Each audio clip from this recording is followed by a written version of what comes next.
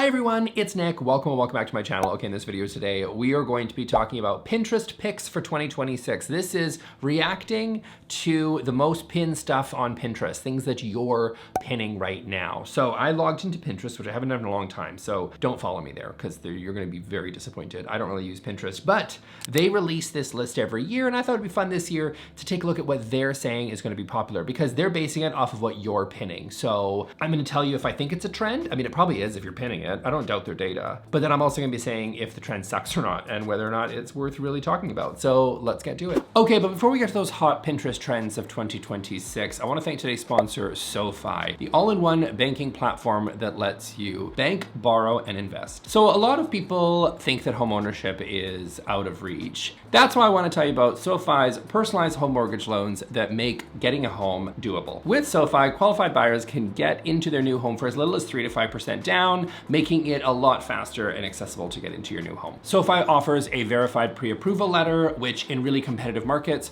can really give you a leg up to have that financing in place before you make an offer. SoFi closes mortgages faster than the industry average, which is why they have their $10,000 on-time closing guarantee. So the application is done fully online, and afterwards you will have your dedicated mortgage loan officer that will help walk you through the process every step of the way. They also have their lock and look program where you can lock in a rate for up to 90 days while you go shopping for your new home. If you're thinking about buying a home, check your rate in minutes with no impact to your credit score. Click on the link in the description, use code Nick, and get started with SoFi today. Now let's get back to those Pinterest trends for 2026.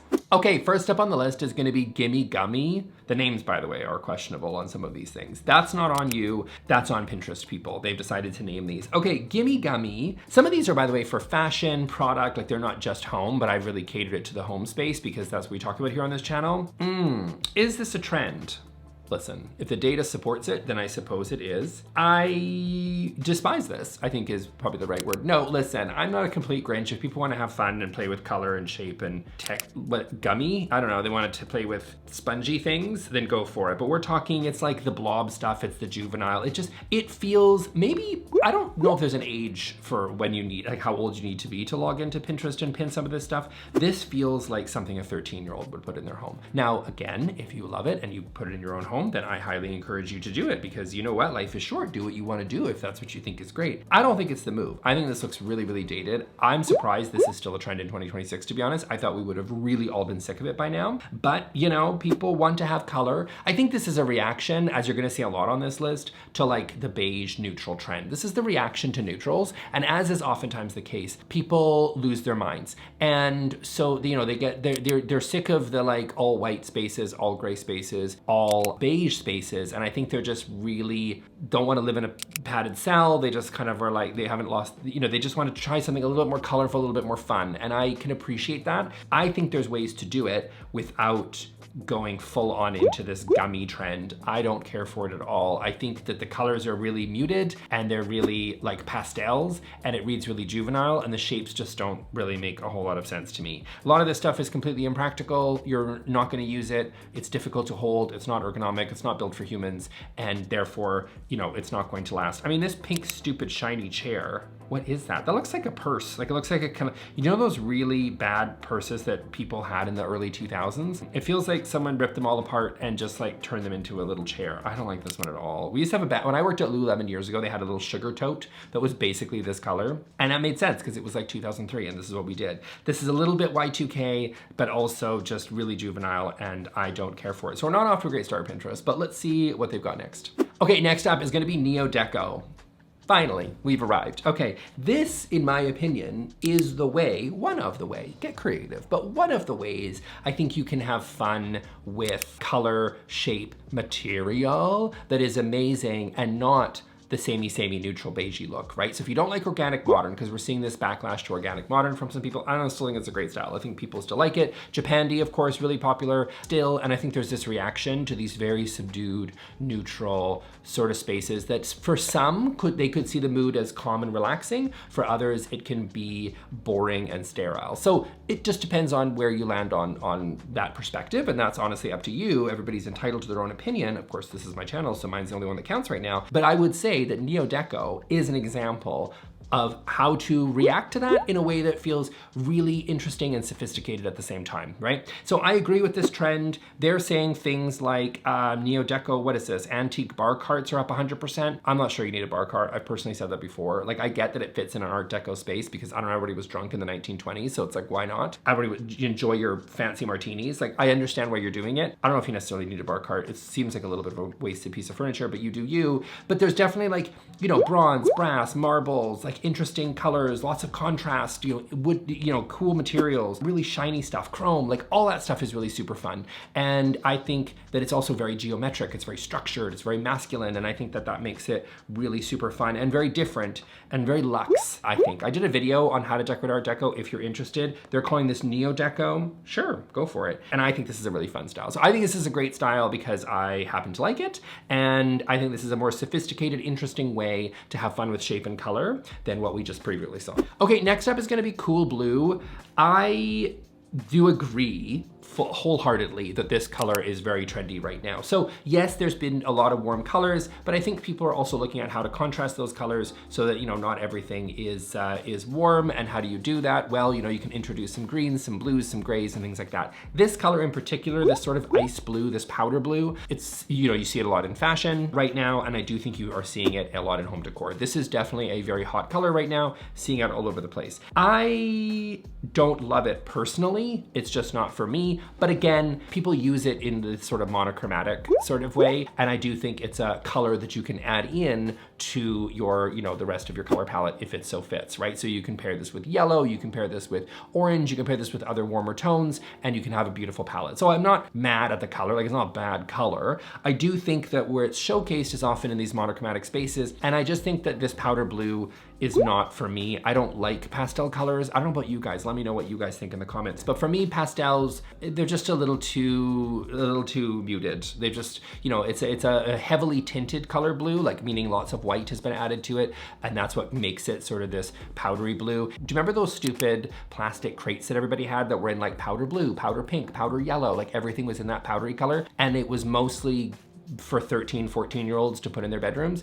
Great. I understand why it fit there. I think this is that same powdery blue, but now being brought into more sophisticated spaces, a little bit more adult. I don't like this. They've got here a blue toilet. Listen, I'm not putting a blue toilet in my home. I don't care. Toilets, is this a hot take? I'm not sure. Just pick a white toilet. Just pick a white toilet. No one, why are we drawing so much attention to your toilet? I don't think you need to. I think you can just buy a white toilet and make it wall hung ideally and then go to town. I don't know. Yes, it's a trend. I don't love it. I don't hate it as much as the first one, whatever that was, gummy stumps or whatever, but you know, not bad, not great either. Okay, next one. I really like this one, is Afrohemian Decor. So this is now a new take, I guess you could say, on Bohemian decor. Now, boho is often, I think, one of the most misunderstood styles because it always comes back in fashion, and it always comes back. I believe that boho is in the category of a fairly timeless style. Now, you might be like, but Nick, are you referring to, you know, 2018 boho where everything was beige and neutral and you had the macrame on the wall and it was like just a very particular look, if you know what I'm talking about, like beige and sandy brown, basically, and cream being the only color tones being used. What did I call it? Insta neutral boho, basically, right? It's like that aesthetic that was really popular at the time with millennials especially. And I just think like that's one interpretation of bohemian, but bohemian in a very broad sense just means sort of eclectic by nature and things that you've accumulated in your life. So things that, you know, you've gathered from overseas on your travels, the trips that you've taken from different parts of the world, and that's really fun. And so I think a bohemian style is actually fairly timeless because it should be at its best very personal. At its worst, it's a paint by numbers based on what looks popular on Instagram, right? And that's not the vibe. I think that's not really in the ethos of what bohemian style is supposed to be. I think it's really cool and really eclectic and fun when done correctly. This is an example that obviously they're seeing a particular focus on African design, which I think is great because African design, kind of like different interior design styles in a lot of places in Africa and Asia, are oftentimes not really talked about and not really considered. And so I think these styles are fairly beautiful. I quite like them actually. Like again, at its best, bohemian should be really personal and really representative of you, your travels, things you enjoy, things you've curated and found in your life. And then you bring that into the space and you show it off, and that becomes really just part of the design. And I think it's kind of eclectic by nature because no one's experience is ever really the same, right? If you go to India and then the next time you're in Thailand, and then you're going to South Africa, and then you're going to Morocco, and you're going to Brazil, and if you're collecting all these things, of course the wood tones aren't gonna match. Of course the patterns aren't gonna be the same. That's kind of the point, right? So at its best, it should feel like that. It should feel really fun and like from all different corners of the world. This one seems very, very focused on a place a continent that is massive and has a long, rich history in design and doesn't really get as much of a spotlight. So I think this is really cool. I like this one. I like it. Indian design is another style, by the way, I think that should really be having a moment. I think contemporary Indian is beautiful. It's like rich burgundies and plums, and I think it's really awesome as well. So definitely love that we're getting more creative and talking about different types of styles that have a rich history and culture from all different corners of the world. I think that's a great thing. Okay, Funhaus. I don't love this, like, how we're spelling house here, but I get where they're going with it. This, in my opinion, can I just say this is like a, what is this? This is a escalation of carnival core that I'm pretty sure isn't a style, but apparently is. It's sort of like a silly sort of style, but it's basically emulating, I suppose, what it feels like to be at the fair, at the carnival, like, I don't know, clowns, like, you know what I mean? Think big, bold stripes and things of that nature, or things that you would see in a carnival. So maybe like a tent, or like different striped pillows, or striped decor, or everything's really bouncy, or like really sort of playful. And I think that that's part of the appeal. This is, again, I think a reaction to these really structured sort of mid-century pieces that we had seen in the 2010s and into the 2020s, right? You saw a lot of really just lots of MCM. And then you saw this sort of move towards traditional, which we're gonna get to in a second. So like Victorian styles. And then on the flip, you've got people really playing with Memphis style and, you know, stuff that feels really bulbous and really like it doesn't make sense. You know what I mean? Like it's not, this isn't like form follows function. Does it matter if it's functional? Because it looks cool. Like that's kind of more the ethos of what's happening with some of this like Memphis postmodernism that we're seeing so popular over the last several years. And this is sort of a continuation of that. I would personally caution against stuff that is kind of a, what I call like a core style, like carnival core or goth core or yeehaw core, which I mentioned in a recent video that you guys should check out, about a whole video just on the core styles that I don't think are actual real styles. And this is running the risk of doing that because it's like, okay, this is themey. It feels themey, and for that reason, I'm gonna say no. Have fun with shape, have fun with color, have fun with pattern. Great, fantastic, but don't make a theme. Like today's Funhaus that feels really cool on social media, like TikTok or whatever, is risk at being tomorrow's beach-themed bathroom that people make fun of on YouTube channels like mine. Okay, next up, we've got Vamp Romantic, which is sort of this move towards like lace and like an opera aesthetic. It sort of feels very vampiric. It sort of feels very gothic, maybe even a little bit Victorian. And it's very, it just feels romantic and maybe a little bit of an extension of, what was that style we saw before that people were all saying was like a massive new thing? Dark academia, that's what it's called. It's sort of this idea of like, just everything really dark and moody and sort of gothic, and it's like I don't know, it's like Avril Lavigne in 2004. Do you know what I mean? Like I feel like she's kind of knocking on that door. And this is just, but maybe with like a romantic book talk twist, I don't know, where people are just like, it's just the romance of the era. It's really Victorian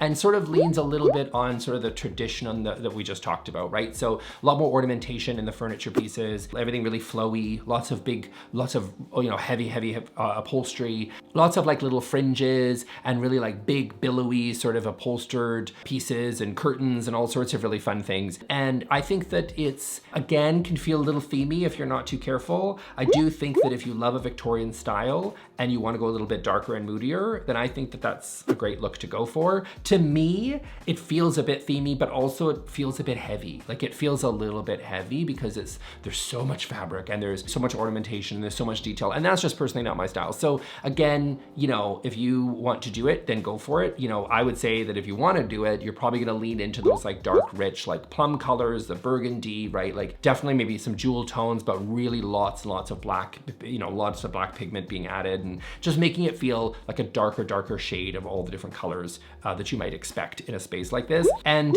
you know, definitely it's kind of a little bit of an extension of the dark academia, like I said, that we saw before, which I didn't necessarily really love, but I understand that it's for some people and not for me, and that's okay. okay. Lots of florals. You know, this is all the stuff that I don't particularly care for, but you guys know that if you've seen my channel before. But again, if you guys love it, you seem to be pinning it, so, you know, have fun. Okay, next up is gonna be Extra Celestial, and what a fun name. Someone really had fun with these names, by the way, at Pinterest HQ, and they say Gen Z and millennials are going intergalactic. Think holographic home accents, opalescent eyeshadow that looks like moon dust, and cosmic silhouettes straight out of a sci-fi movie. The aliens have landed and they have fabulous taste. Well, I'll be the judge of that because again, it's my channel, I can do what I want. I'm not sure this is really a hit for me. I will say that the opalescent sort of trend is something that we see, like people like the seashells, and I think that's really fun. Like you're seeing it in tile, for example, which I think is really cool. Home decor accents, little picking your moments there. But I think a lot of the stuff that they're showing here, this is really that sort of 90s Y2K, which is really honestly just kind of a reinterpretation of the space age design that we had seen kind of in the 60s and into the, right? When, you know, we were actually going to space and, you know, landing on the moon and all that sort of stuff, right? So obviously that kind of captured the cultural zeitgeist a little bit, and we saw that again with the futurism in the 2000s. I was there the first time, it wasn't necessarily all that great, but think like chrome accents, everything being really mirrored, lots and lots of silver. Silver was the hot color back then, okay? Like silver was everywhere, and what are we seeing now? We're seeing that in the general trends as well. So a lot more silver. A lot of these shapes are really like, again, they're quite impractical for most people, but like arc lamps and a lot of really sculptural pieces and really squiggles and wavy. It just feels really alien and sort of intergalactic, as they said. I think the opalescent stuff is really cool. I also think chrome is interesting. Chrome is a great metal choice. It's become very popular. It's sort of the hot metal, I would say, of the last couple of years, and will probably continue to be. You're seeing it show up in a lot more retailers. Even IKEA's in on the chrome game. So you definitely see a lot of chrome being used, and this sort of ties into that. So, you know, I actually don't think that some of these pieces, I think pick your moments. Some of these are actually quite fun. If you like it, you know, silver, chrome, all that sort of stuff, then really, really great. Some of the really funky, weird pieces that feel a little bit space agey and intergalactic are a little too much for me. Not everything needs to be shaped like a rocket. You know what I mean? And I don't think a lot of these pieces make a whole lot of sense. But you know what? People are having fun with it, and you know, who am I to say? Well, I will say. Okay, so that's it for me for today, guys. I hope you enjoyed this video. I'm gonna link here to the video that I did recently on trends in 2026 that are super, super hot. A lot of the stuff that you're seeing here, like the chrome, and that is all going to be in that video. So you can feel free to check out the trends and sort of how some of these styles sort of fit into that. So thank you all, and I will see you all in the next video. Thanks a lot. Bye.